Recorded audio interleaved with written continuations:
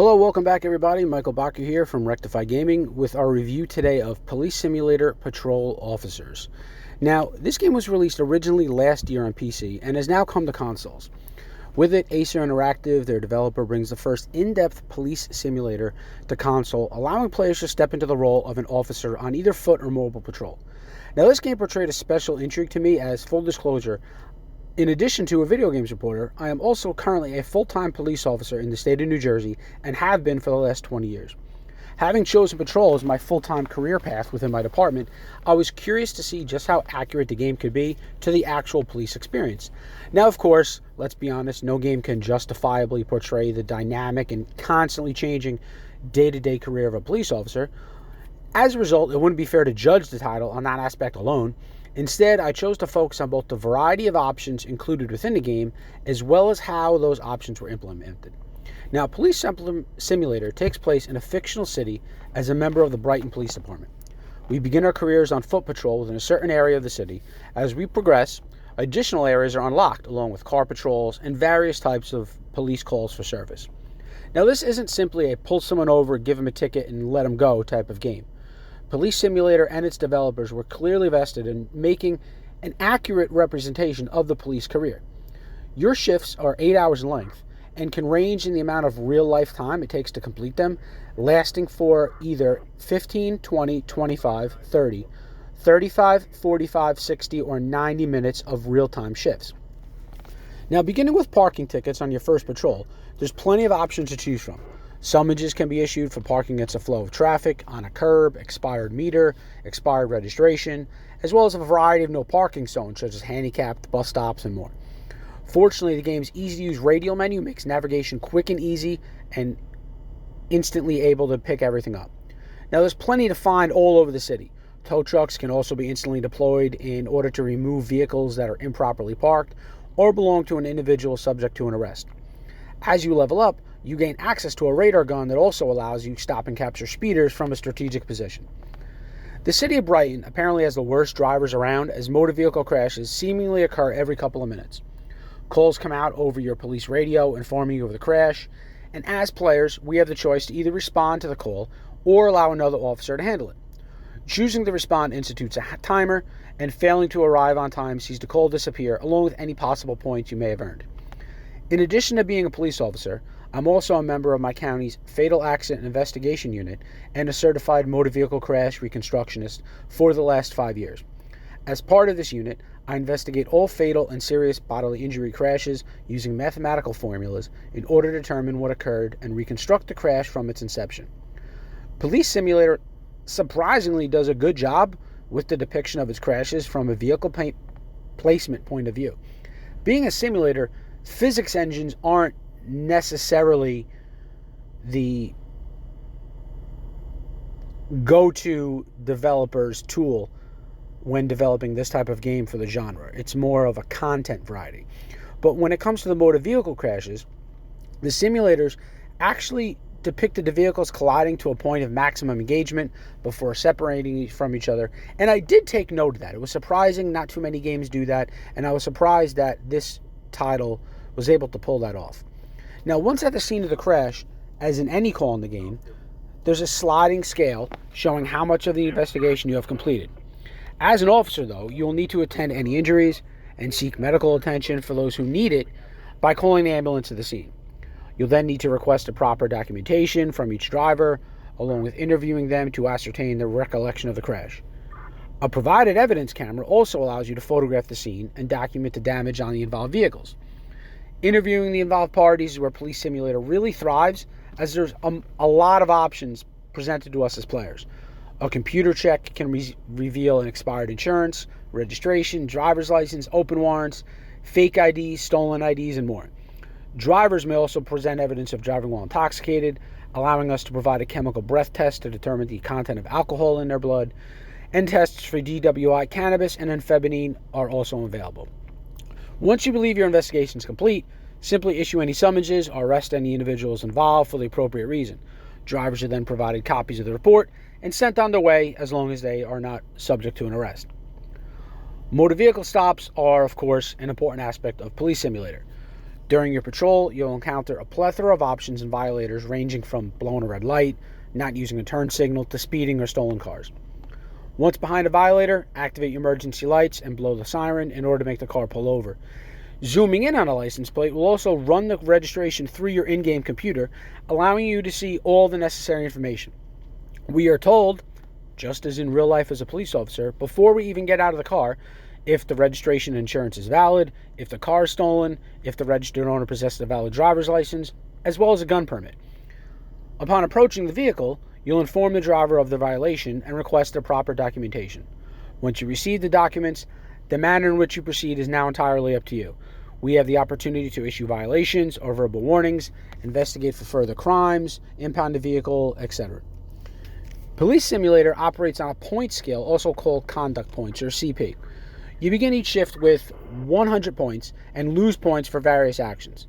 This can be informing the driver of an improper reason for a stop, an illegal search, issuing them the wrong summons, improper arrest, improper use of force. Now, losing CP takes away from your final score at the end of the shift, and losing all 100 points during your shift gets you fired, or if you start all over. These points reset for each shift, and for the most part, the CP flows with the direction of the game, but there were some issues I found with its implementation that really takes away from the overall immersiveness of the game. For example, I stopped a driver blowing a red light. My investigation yielded that the driver had an open warrant for his arrest. A search of the driver uncovered a switchblade, which is illegal in Police Simulator. This being the case, as I arrested the driver with the switchblade, I still lost conduct points because it wasn't the initial reason for the stop. Now, Police Simulator has to operate in its own world regarding what is legal and what isn't, simply due to the sheer variety of state and federal laws within the country. For the most part, the game does do just that. However, there were issues with certain actions, like I just mentioned, as being flagged as improper in some instances, but okay in others. And in addition, now this is going to change in a future update, as the developers already mentioned it, but currently Police Simulator only allows for one criminal charge per interaction, while multiple motor vehicle summonses can be issued. Now, this led to a real break in the immersion of the game for me as the radial menu options became altered. Now, what I mean is, at one point I was investigating a motor vehicle crash where the driver had an open warrant and was driving a stolen car. A search of the driver led to recovering an illegal weapon. The driver then fled on foot, forcing me to run after her and deploy my taser in order to get her to stop. Now, to be clear, we now have 4 criminal charges in this instance: a stolen car, open warrant, an illegal item, and fleeing from the police. After tasing the driver, I placed her under arrest and secured in the rear of my patrol car for transport. I could only charge her, though, with one crime, so I chose the illegal weapon. The ability also to issue summonses had disappeared, as once the driver fled from the scene, she was no longer considered a driver and was then considered a pedestrian once I stopped her. So all the options for driver were gone. All the motor vehicle summons I could have issued for stops were gone. Everything was gone, and instead she was simply a pedestrian. So the charges for fleeing, open warrant, and stolen car simply never happened. Now, there needs to be an additional option in the radial menu for multiple criminal charges, and this is coming. However, this is something that should have been there on the outset, and it really takes away from the overall progress of the game. It's already there for motor vehicle violations, and is a necessary part of police investigation. In a game that takes so much care to provide for a variety of options, I was really honestly surprised this one slipped through the cracks, and it did take away a lot more than what I expected it to do while playing it. On the other side, the most accurate aspect of Police Simulator is that how there's so much to do within the game, but not enough time to do it. One shift I chose to last an hour in real time. At the beginning of the shift, the dispatcher told us over the radio that there was an issue with speeders in the area. As a result, bonus points were going to be awarded for all speeders captured on the radar gun. Positioned my officer on the corner in order to provide the largest range of coverage for my radar, and of course what followed next was nearly identical to a standard day in patrol for me. My radar was cut short as a call for service of a major motor vehicle crash came over the radio. Upon my arrival, I observed 3 vehicles involved with 2 pedestrians located in the roadway. Each driver received multiple summonses. 2 of the drivers were arrested, one for DUI, the other for a stolen car. All 3 cars were impounded as the third had no insurance. Completing the scene took 40 minutes of real time out of my 60-minute shift. In addition, 3 of the calls for service from motor vehicle crashes and a possible wallet thief occurred during my investigation. All of those calls went unanswered, forcing other officers or the game's CGI officers in the game to respond. As a result, there was little time left to do anything else, let alone capture the speeders. Plain and simple, it's what my day in, day out routine is like within my actual department as a police officer. It's also the best part of my job as a police officer, so I'm not complaining. The constant variety and degree of uncertainty of being a police officer was accurately portrayed in Police Simulator according to the level of randomness in which the calls were generated. There is also multiplayer that exists. Players have the ability to host a public session, invite friends, or join a public session themselves. Doing so will allow officers to partner up during the course of the shift to assist in their investigations. While operational at the time, I was unable to really test out the feature, however, during review, due solely to the number of players at the time being relegated to reviewers who, of course, just happen to be not online at the same time as me. Now, this is a simulator after all, and with that comes certain things accustomed to the genre.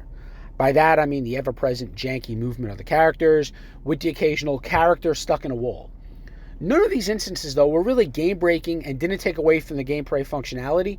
They were more visual, technical distractions of the game, which will most likely be adjusted as time goes on with updates. Simulators, after all, are known for their bugs. The features I mentioned, though, are just the beginning. As you do level up, there are more features, vehicles, patrol areas, equipment become available to you. You'll be able to stop pedestrians for jaywalking, littering, drinking in public, wallet thieves, drug dealers, matching the description of the suspect, and more. Once you hit a certain level, you earn the ability to engage in open patrol. Here you're able to travel anywhere in your city rather than just your assigned district.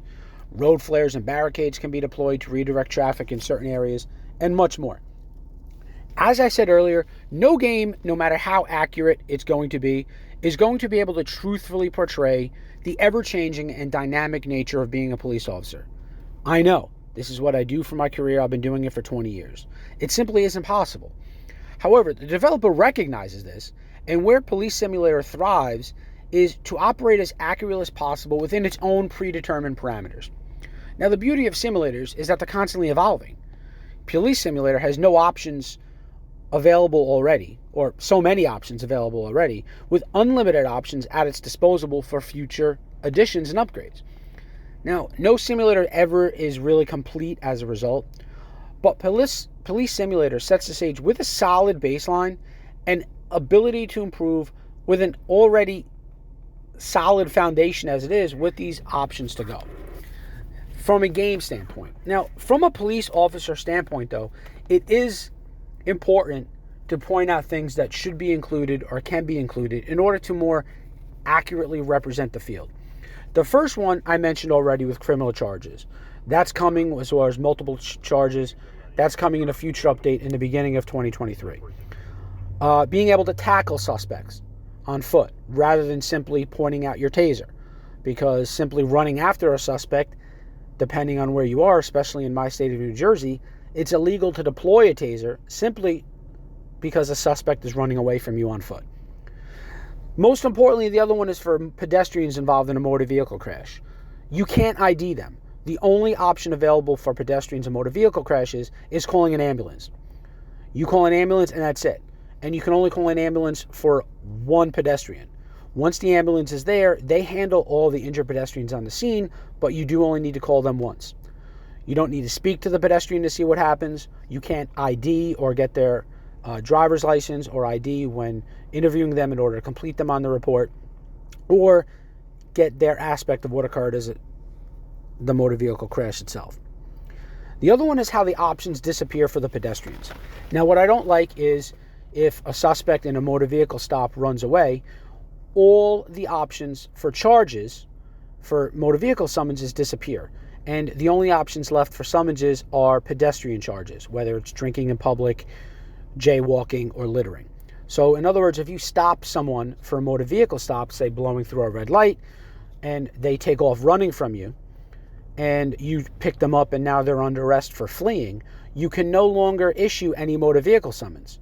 So if they were driving a stolen car, went through a red light, had no insurance, no ID, and no registration, those are 5 motor vehicle tickets that you can no longer issue, that the game simply does not provide the option for. There should be another menu implemented that allows for all options to be available at the same time, because that is how it works. The other one is when you place a subject under arrest, you have the option initially to simply call for an arrest, and the prisoner transport van comes, picks them up. As you level up, you can transport them yourself back to police headquarters. The issue is when you call for an arrest, once you do that, all other options disappear. Whether it's giving them a report for a motor vehicle accident, issue them summonses for a motor vehicle stop, issue them additional charges, trying to speak to them about anything else, you cannot do that. The only option occurs is you then have to cancel the backup call, then issue them summonses, and then call the backup again. That would never happen in real life. If I place someone under arrest and I call another officer to pick them up to my scene, due to whatever reason, if I'm unable to leave and I'm still investigating, I would never say, hold on guys, don't come, talk to the guy, give them a summons, and then call them back. I would simply speak to them. There should be an option to possibly still continue to speak to someone and then release them from the scene once the prisoner transport van comes up. There are some other ones too that we mentioned in the review. Overall, like I said, it is a simulator. It does portray an accurate representation of the field.